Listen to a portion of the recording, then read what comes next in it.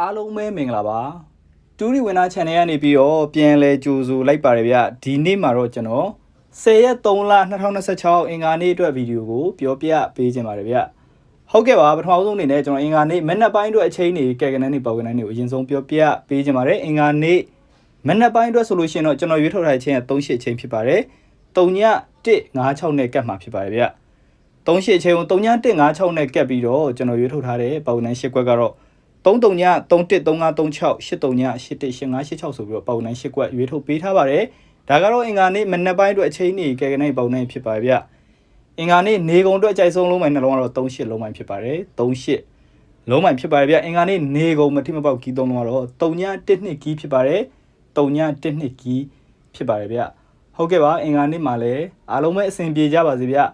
ကျွန်တော် channel ကိုအမြဲတမ်းအားပေးနေတဲ့အတွက်ကြောင့်မို့လည်းကျေးဇူးအများကြီးတင်ပါတယ်9ရက်သားသမီးများအပူရရှိလို့ရှိရင်လည်းအမြန်ဆုံးငြိမ်းကြပါစေဗျာနော်